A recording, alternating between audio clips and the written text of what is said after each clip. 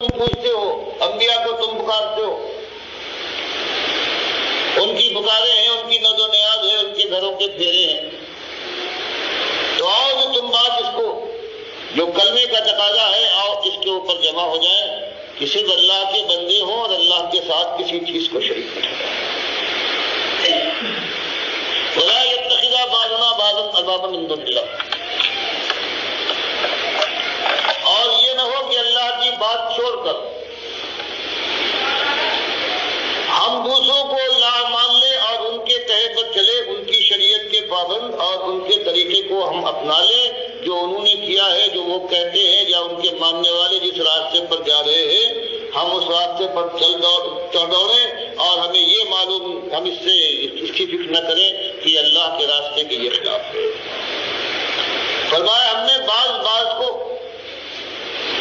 رب نہ بنائے، یعنی ان کی بات جیسے آج تمہارے اندر یہ بات آ گئی ہے بھائیوں کہ اللہ نے قرآن میں اگر ایمان کی کوئی بات کہی ہے اور تمہارا کوئی بڑا جو تم نے جس کو بڑا بنا لیا ہے وہ اس کے خلاف کہتا ہے، تم اس کی بات مانتے ہو، اس کو گویا تم نے رب بنایا ہے۔ جیسے ابن حاتم طائی کی حدیث میں ہے، جب انہوں نے اس بات کے اوپر اعتراض کیا کچھ شک ان کو پیدا ہوا کہ یہ اللہ تو فرماتا ہے کہ اہل کتاب یہ ہیں، یہ ارباب من دون اللہ بنا لیا ہے اپنے پیروں اور اپنے مولویوں کو، تو انہوں نے کہا کہ اللہ کے نبی صلی اللہ علیہ وسلم ہم نے تو ایسا نہیں کیا۔ جب آپ نے فرمایا کہ ایسا نہیں ہوتا تھا کہ تم اپنی کتابوں کے کسی حکم کو اپنے سامنے پاؤ اور پھر تمہارا کوئی بڑا ہے اس کے خلاف فتویٰ دے، تم اس کا فتویٰ نہیں مانتے تھے، کتاب کو رد کرتے تھے۔ ورنہ یہ بات تو ہے، ورنہ یہی تو رب بنا لینا ہے اپنے پیروں اور مولویوں کو۔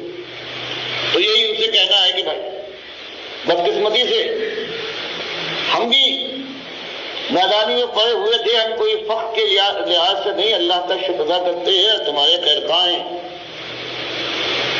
کہ جو امت والوں نے اللہ کے علاوہ دوسروں کو اپنا رب بنا لیا ہے، ان کی بات، ان کے فیصلے کو وہ مانتے ہیں۔ تو میرے بھائیوں یہ بات ہمیں چھوڑ دینا چاہیے۔ تو اس طرح سے اگر دل کے اندر تلخی کی بجائے انتقام کا جوش اور جذبہ، یہ تو دشمن سے ہوتا ہے جس کا انسان خیر خواہ نہیں ہوتا،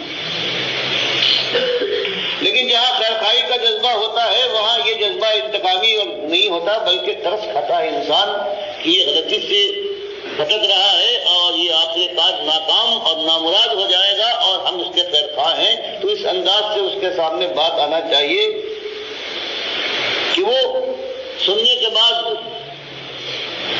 اس کو رد کرنے کی طرف مائل نہ ہو، بلکہ اس نرمی اور خیرخواہی کا ثبوت دے کر موعظے حسنہ کے ساتھ ہمیں اگر پیش کرنا ہے اس کو، تو چاہیے کہ جہاں موقع مل جائے بجائے اس کے کسی خاص موقع کسی خاص وقت جو ہمارے یہاں پروگرام ہوتا ہے اس میں نکل کر صرف تقریر کر دیں، بلکہ جہاں بھی جس سے معاملہ پیش آئے موقع نکال کر ہمدردی کا تقاضا یہ ہے کہ اس کے سامنے اللہ کی بات کو اس طرح سے پیش کرے کہ وہ بھڑکنے کی بجائے کچھ مائل ہونے کی طرف آگے بڑھے۔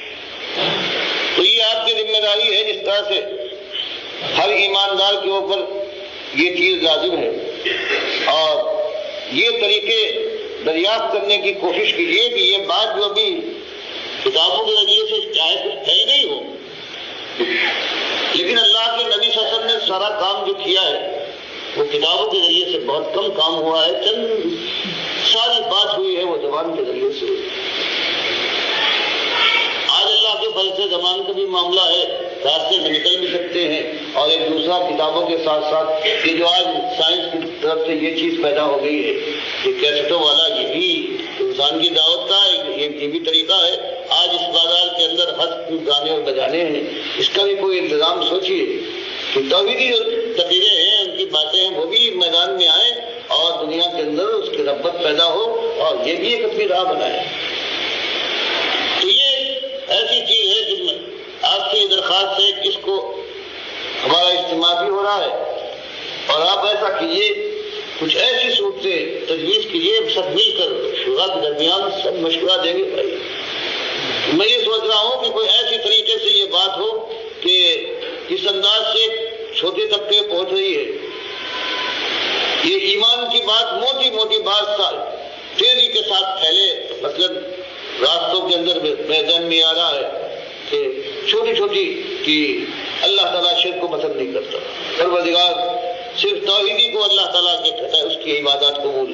یا کہیں لگا ہوا ہے کہ اللہ کے ساتھ کسی کو پکارنا یہ بھی ہو، مفصل چیز بھی ہو، اور مثلاً سب اس میں دیواروں پر یہ لگا ہوا ہے، اس طرح سے اسٹینسل وہاں لگتے ہیں.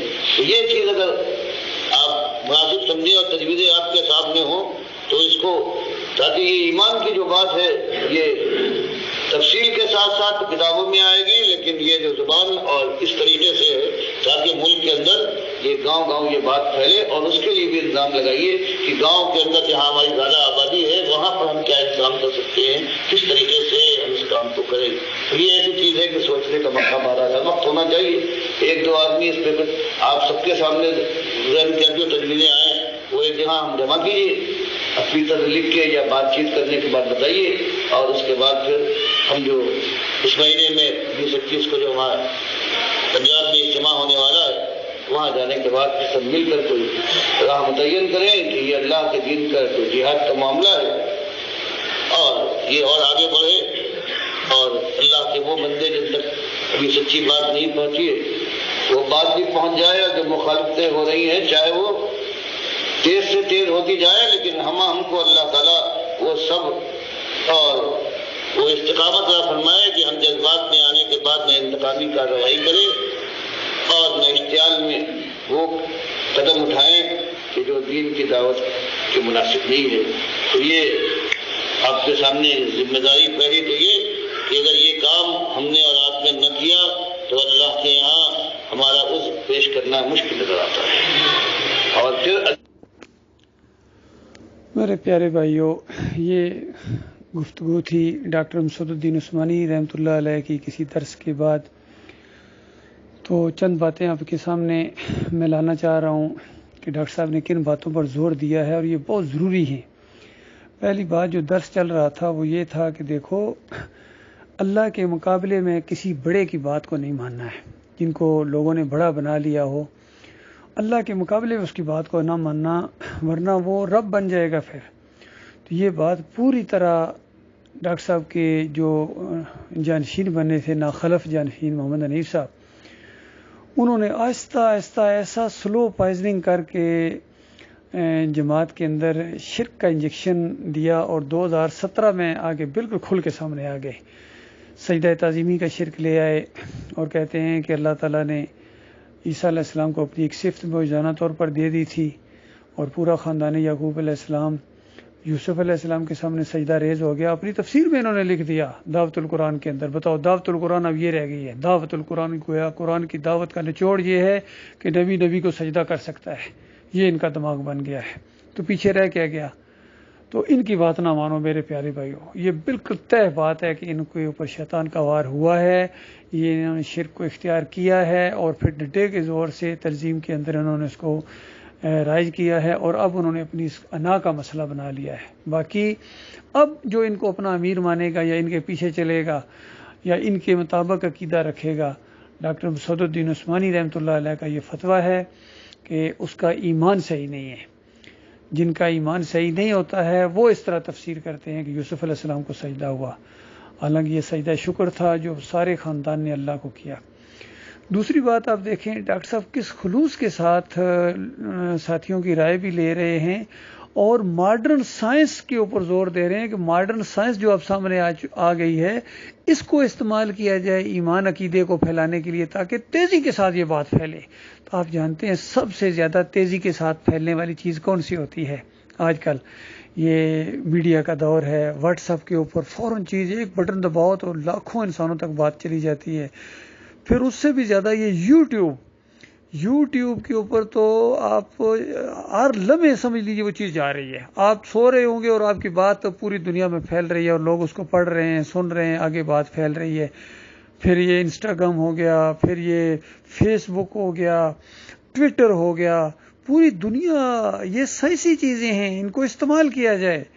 تو کس قدر افسوس کی بات ہے کہ جس طرح محمد حنیف صاحب نے ڈاکٹر صاحب سے عقیدے کا اختلاف کیا ہے وہاں تبلیغ کے انداز میں بھی انہوں نے اختلاف کیا ہے. نہ وہ ویڈیو کال کے قائل ہیں، نہ وہ یوٹیوب کے قائل ہیں، نہ وہ جو ویڈیو یوٹیوب ہوتی اس کے قائل ہے. کہتے ہیں یہ تصویر کے زمرے میں آ جائے گا. وہ تصویر کے زمرے میں نہیں آتا ہے. اس پر بھی ڈاکٹر مسعود الدین عثمانی رحمۃ اللہ علیہ کا فتویٰ ہے کہ ویڈیو کا استعمال ایمان اور اسلام کے لیے جس میں فحاشی وغیرہ نہ ہو یہ بالکل جائز ہے، جائز ہے، جائز ہے، اور یہ تصویر کے زمرے میں نہیں آتا ہے، تصویر کے حکم میں نہیں آتا ہے. اس طریقے سے ڈاکٹر عثمانی رحمۃ اللہ علیہ نے زور دے کے اس مسئلے کو بیان کیا ہے. اسی وجہ سے جب یہ ڈاکٹر صاحب کا یہ فتویٰ سامنے آیا اور ڈاکٹر صاحب کی یہ خواہش سامنے آئی کہ اس کو تیزی کے ساتھ ایمان عقیدے کو پھیلایا جائے، تو میں نے اپنا یوٹیوب چینل بنایا ہے خالص اللہ کی رضا کے لیے. بہت بڑا صدقہ جاریہ ہے. تو اس کو میرے بھائیوں اور عام کرنا ہے، اس کو بہت زیادہ کرنا ہے. ہر چیز وہ جو جائز چیز ہے، اللہ کی نعمتیں ہیں یہ جتنی بھی سائنس اینڈ ٹیکنالوجی ہے، ہم کوئی سائنس اینڈ ٹیکنالوجی وہ نہیں اختیار کریں گے جس میں کہیں اللہ کی نافرمانی نہیں پڑے. چونکہ وہ بھی چیزیں بھی موجود ہیں، ہم ان کی طرف کیوں جائیں گے؟ وہ جن کے حصے میں وہ کریں. ہم نے تو دین اسلام کے لیے اس کو استعمال کرنا ہے. دیکھو لاؤڈ اسپیکر کا استعمال بھی تو ہو رہا ہے. حالانکہ مجھے ابھی تک یاد ہے جب یہ شروع میں لاؤڈ اسپیکر آیا تھا تو مولویوں نے فتوے دیے تھے کہ یہ جائز ہی نہیں ہے، حرام ہے. اور آج کا سب یہ اسی کے اوپر لگے ہوئے ہیں. اسی طرح مجھے یہ تاریخی ایک بات ہے، پرنٹنگ کے دور میں بھی جب پرنٹنگ کا دور شروع ہوا یورپ کے اندر کاغذ کی پرنٹنگ اور مشینوں کا، تو ترکی میں کچھ علماء تھے، انہوں نے فتویٰ دیا کہ نہ یہ پرنٹنگ جائز نہیں ہے. یہ جو قرآن آیات کہیں پرنٹ ہو گئیں تو یہ مشین کے اندر سے گزریں گی، یہ توہین ہو جائے گا. تو 200 سال اندازہ لگائی انہوں نے اس پرنٹنگ کو جائز نہیں قرار دیا تھا، اور آخر میں پھر اس کو کام کرنا پڑا. تو یہ فہم کی بات ہے. ڈاکٹر مسعود الدین عثمانی رحمۃ اللہ علیہ بہت کھلے فہم والے اور بہت ہی زیادہ سمجھ بوجھ والے انسان تھے، اور فہم و فراست والے انسان تھے، اور مجاہد صفت انسان تھے. اور ایمان خالص نے ان کے دل کو اور کھول دیا تھا.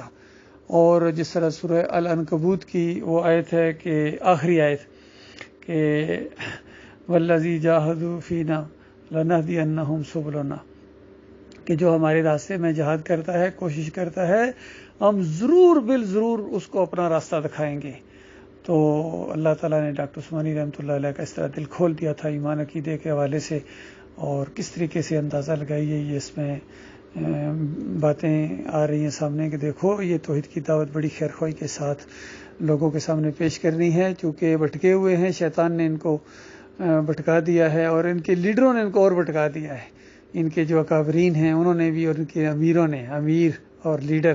کیا جماعت اس لیے بنائی تھی کہ اللہ کا مقابلہ کیا جائے؟ یہ میرا سوال ہے محمد حنیف صاحب سے اور ان کے لوگوں سے.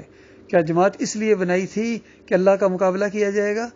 کیا امیر اس لیے آپ کو بنایا تھا کہ اللہ کے مقابلے میں آپ کی بات کو مانا جائے گا؟ بتائیے، یہ ہوا تھا. تو پھر کیا فرق ہے بریلیوں میں، دیوبندیوں میں، اہل حدیثوں میں، سلفیوں میں اور صوفیوں میں اور آپ میں؟ صوفیزم ہے آپ کے اندر، آپ صوفی بن گئے ہیں. یہ جو سجدہ تعظیمی یہ صوفیزم ہے. کسی مومن کا کبھی یہ عقیدہ نہیں رہا ہے، جماعت کا کبھی یہ عقیدہ نہیں رہا ہے. آپ راستے سے ہٹے ہیں، آپ کے اوپر شیطان کا وار ہوا ہے.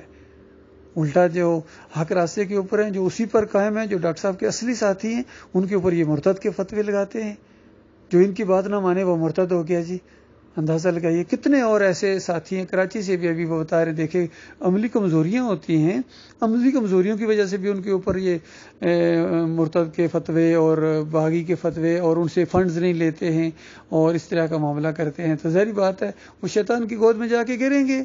ان کو ایمان عقیدے کی اہمیت سامنے لانی چاہیے تھی ان کے لیے. ان کو خوشخبریاں سناؤ کہ یہ اس کفر و شرک کے ماحول کے اندر سے نکلنا ہی بہت بڑی بات ہے. اللہ کے بندو اس کو آہستہ آہستہ ایک تربیتی ماحول بنے گا، تربیتی انداز سے سامنے آئیں گے لوگ. اور جب اور جہاد جتنا آگے ہوتا چلا جائے گا تو یہ انشاءاللہ ان کی عملی کمزوریاں بھی دور ہو جائیں گی. لیکن انہوں نے ایسا شکنجا کسا ہوا، اور لوگوں کی پرسنل لائف اور ذاتی گھریلو انہوں نے پورا بایو ڈاٹا رکھ کے ایک ایک چیز کے اوپر نظر رکھتے ہیں. تو اس وجہ سے لوگ ان سے متنفر ہو رہے ہیں. انہوں نے جماعت کا بیڑا غرق کر دیا ہے، تبلیغی جماعت بنا دیا. انہوں نے یقین کیجیے خالص تبلیغی جماعت بنا دیا. اور یہ بات ذہن میں، یہ اونٹوں کو نگلتے ہیں اور مچھروں کو چھانتے ہیں. یقین کیجیے جس طرح صوفی کیا کرتے تھے، چھوٹی چھوٹی باتوں میں اتنی سختی کریں گے اور ایسا تاثر دیں گے کہ متقی اور پرہیزگار ہیں، لیکن دوسری طرف سے ہاتھی اور اونٹ نگل جائیں گے. شرک جیسا یہ کریں گے عمل، لیکن دوسری جگہ مچھروں کو چھانیں گے. تو یہ اپنے وجود کو قائم رکھنے کے لیے ہمیشہ فریبکار اس طرح کی کرتے ہیں. اللہ تعالیٰ سے دعا ہے، ان کے لیے دعا بھی نکلتی ہے کہ اللہ تعالیٰ ان کو ایمان خالص دے، پھر یہ واپس آ جائیں ایمان خالص کی طرف، چونکہ بالکل اب بڑھاپے میں جا کے ان کی پوری زندگی کے اوپر سیاہی پھیر دی جائے گی، کیونکہ یہ اللہ کا فیصلہ ہے۔ آپ کیا چیز ہیں؟ اللہ نے انبیاء کے بارے میں کہا کہ اگر وَلَوْ أَشْرَكُوا لَحَبِطَ عَنْهُمْ مَا كَانُوا يَعْمَلُونَ، اگر یہ انبیاء بھی شرک کرتے، یعنی میرے علاوہ کسی اور کو سجدہ کرتے، میرے علاوہ کسی اور کو رکوع کرتے، میرے علاوہ کسی اور کی پکار لگاتے، میرے علاوہ کسی اور کی نظر و نیاز کرتے، اور میرے علاوہ کسی اور کی بات مانتے، تو میں ان کا کیا کرایا غارت کر دیتا۔ پھر سورہ زمر کے اندر سارے نبیوں کا ذکر کیا اور آخری نبی کو مخاطب کیا اور کہا کہ لَئِنْ أَشْرَكْتَ لَيَحْبَطَنَّ عَمَلُكَ، کہ تیرا عمل بھی ضائع ہو جائے گا اگر تو نے شرک کیا۔ سب انبیاء کو میں نے یہی بات بتائی ہے۔ اور ایک جگہ فرمایا اگر یہ نبی میری طرف کوئی منسوب کرے بات اور کہے وہ میری بات نہ ہو، اور وہ میری طرف بات منسوب کر کے کرے، ہم اس کا دایاں بازو پکڑیں گے، اس کی رگے جان کاٹ دیں گے، اور تم میں سے کوئی ہم سے بچانے والا نہ ہوگا۔ اندازہ لگائی، یہ انداز کسی کو اللہ یہ اجازت نہیں دیتا ہے کہ اللہ کی طرف جھوٹ کو منسوب کرے۔ کتنا جھوٹ منسوب کیا محمد حنیف صاحب نے اللہ کی طرف، کہ یہ سجدہ تعظیمی اللہ کا حکم ہے، یہ اللہ کی مشیت ہے، اللہ کی رضا کے مطابق ہوا ہے۔ اندازہ لگائی، ایسی ایسی باتیں ان کے منہ سے نکلی۔ اللہ ان کو توبہ کی توفیق دے، اللہ ہمارے باقیوں بھائیوں کو اس شرک سے بچائے۔